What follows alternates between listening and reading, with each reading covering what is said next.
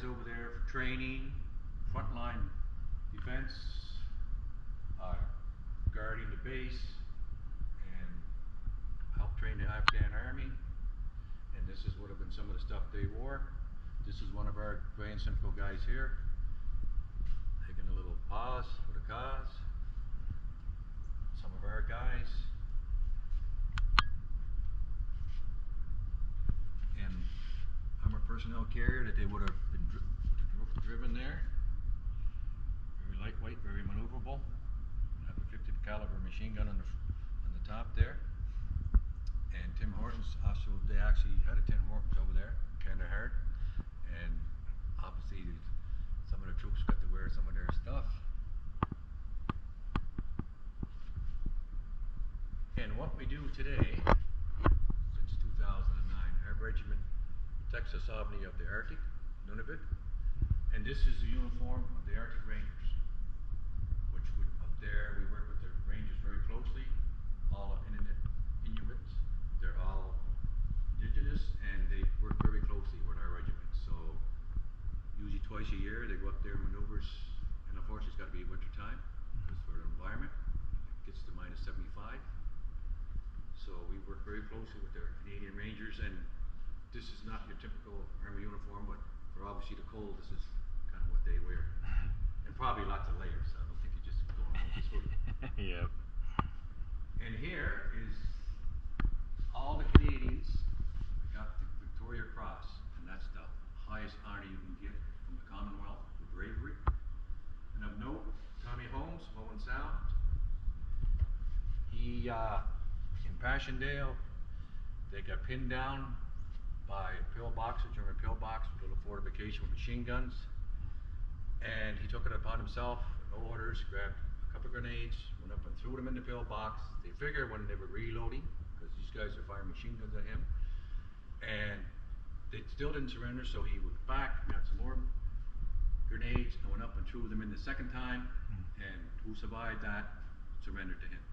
So he got the Victoria Cross from King George himself, pinned it on him, 19 years old. Most people heard of Billy Bishop, Airport in Toronto.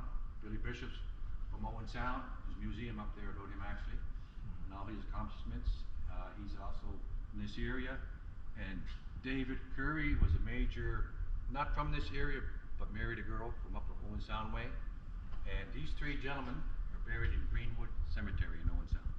3 Victoria Cross winners. And these are all the other Canadians that won the Victoria Cross. But Tommy Holmes is credited being the youngest. He looks about 16. They figured he might have been 16 when he joined up, but about 8 days after his 19th birthday, he got awarded the Victoria Cross. And behind you here would be a lot of this from World War I, what guys would make in the trenches. Trench guard.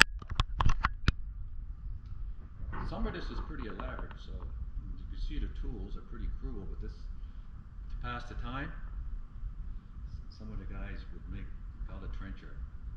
This is not some guy's watch, local guy, with all this other stuff, and these are made from casings, big artillery casings. This stuff here would be all casings, like with the 35th Simcoe Foresters at that time. It's mostly World War I trench art, which is intriguing. And diary of an individual, gentleman's glasses, guy's pocket watch. And over beside this we have medals, some local guys. This is Lauren Williams' medal. He's from Barrie here. He's 96. Lauren right here. He's still with us. Still lives in his own house. I meet some of the veterans on Wednesday at the Canadian Legion here, and he was there Wednesday. He's doing pretty well for a guy that signed up at 16 and World War II veteran. There's not many left. And this is his medals. And his son's medals are in here too. His son was involved in a lot of peacekeeping. So that would be his over there. The different stripes would signify different things, like the peacekeeping blue. And the Victoria, Tommy Holmes, the young guy, the youngest guy, that would be a replica of his Victoria Cross. He lived in Owen Sound. He come home, and unfortunately, somebody broke into his house and stole his Victoria Cross. Oh. But he was given another one, and that one is in Ottawa. But the original still missing. And unfortunately for Tommy, he had some health issues in his life. Died at 51. Ended up getting cancer. Had lung problems. Died at 51 years old. Every year on Remembrance Day, we do a salute over his grave. Foresters. And like I say, different medals, and that's the highest honor, is the Victoria Cross that you can get in the Commonwealth. And over here, our note is kind of a sad thing. This penny, they call it the death penalty, was given out in World War I, and that was sent to the families of somebody that would have been killed in the war. More or less saying thank you for your son's valor and fighting for freedom, and the family would have been sent that. Call it the death penalty, death penny, sorry, that you would not want to get. But yeah, we got three of them in here.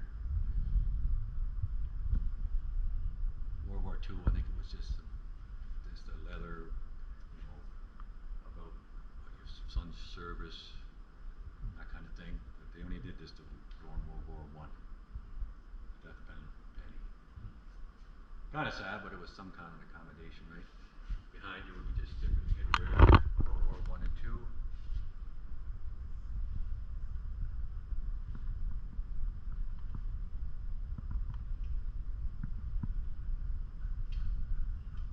And the next room over, unfortunately, I probably could take you in there. It's closed. Somebody ran into our museum, our wall, and caused damage to the building. Oh. That was about 2 months ago. Mm. So we kind of got this off limits because the wall's damaged and stuff. That probably wouldn't be good for people to see that. Yeah. And a lot of artifacts were moved. It's kind of in disarray over there Mm-hmm. because somebody ran into the building and actually pushed the wall in quite a bit. So now we have the Heritage Society, because this is a heritage building. Belongs to the city of Barrie, and engineering and a lot of people got to get together before we can get that fixed. But they have started on it. And over here, just the map of the country, all the medals awarded to the Commonwealth.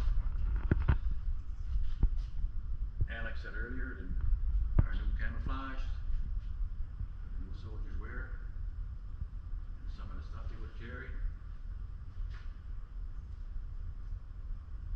And on the front door, actually, that person asked who. This is Sam Steele. He's from Purebrook, Ontario. Probably one of the most recognized and famous, army men that ever served this country. He joined the 35th Simcoe Battalion when he was very young. Served with us. Then he went out west, kind of looked after the Northwest Mounted Police, looked after the Yukon. Then he served in World War I. A lot of accomplishments, and especially in the Mounted Police, and served his country well, won a lot of medals. And after World War I, probably similar to COVID, Spanish flu, because all the disease, running bodies in the trenches, he got the Spanish flu, and he died in 1919. Unfortunately, after all he'd been through, and all these accomplishments, he got Spanish flu. He passed away actually over in London, and he was. They had a parade for him there, a burial, full military burial. Hello. Good. You're what you see now. And come in if you want. This is Lauren Williams, man I told you about. Still with us today, talking to the Colonel in Chief, Bridget Sand, at a ceremony that would have been at the Armories in 2013. She was here, and different. This is, I think we have a picture of Brigadier General Hayter, Korean War vet. I thought there was a picture of him up here, but I'm not seeing it.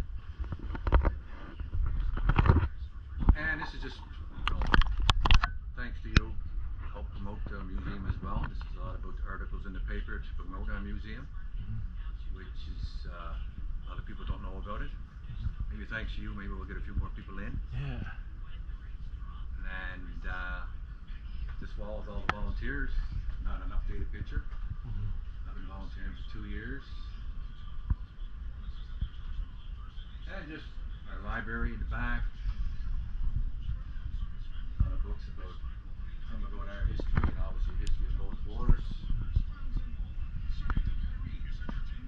John A. Macdonald, there's a lot of people have different varying opinions of John A. Macdonald, but he was our first Prime Minister of our country.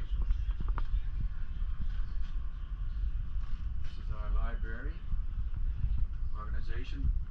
And the gentleman I told you about that was killed in the Boer War, the first Canadian killed, this is a plaque that was in this St. Andrew's Church, Anglican Church in Barrie. They put a plaque there for him. And my understanding, a homeless person went in there and started a fire last year or the year before. And this is fire damage. Oh, yeah. And this was only given to us recently. Unfortunately, they